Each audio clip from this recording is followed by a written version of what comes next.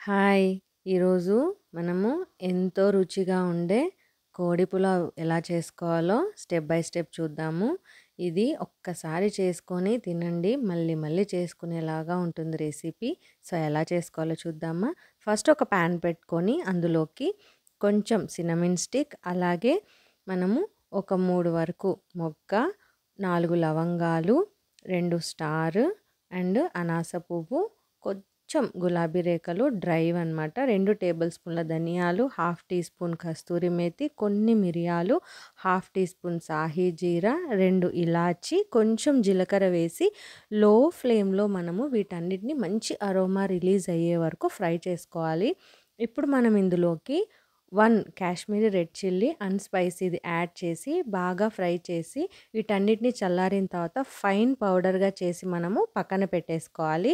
ఇప్పుడు ఒక కడాయి పెట్టుకొని అందులోకి ఒక 2 టేబుల్ స్పూన్ల ఆయిల్, అలాగే హాఫ్ టేబుల్ స్పూన్ కంటే కొంచెం ఎక్కువ నెయ్యి వేసుకోవాలి. నెయ్యి కొంచెం వేడైన తర్వాత మనము 2 బిర్యానీ ఆకులు, అలాగే 2 మీడియం సైజ్ ఆనియన్ని పొడవుగా కట్ చేసి వేసుకోవాలి. 2 గ్రీన్ చిల్లీ కూడా యాడ్ చేసి వీటన్నిటిని లైట్ పింకిష్ కలర్లో వచ్చే వరకు మీడియం ఫ్లేమ్లో మనము ఫ్రై చేసుకోవాలి. ఇప్పుడు ఇందులోకి కొంచెం కరివేపాకు కూడా యాడ్ చేసి ఆనియన్స్ బాగా ఫ్రై అయిన తర్వాత ఒక టేబుల్ స్పూన్ వరకు అల్లం వెల్లుల్లి పేస్ట్ని యాడ్ చేసి పచ్చివాసన పోయే వరకు ఫ్రై చేసుకోవాలి. ఇప్పుడు ఇందులోకి ఒక మీడియం సైజు టొమాటోని ఇలా పొడవుగా కట్ చేసి వేసి టొమాటో 40% కుక్ అయ్యే వరకు మనము కుక్ చేసుకొని హాఫ్ టీ స్పూన్ అంతా చిల్లీ పౌడర్, టేస్ట్‌కి సరిపడా సాల్ట్ కూడా యాడ్ చేసి ఒకసారి మిక్స్ చేసుకోవాలి.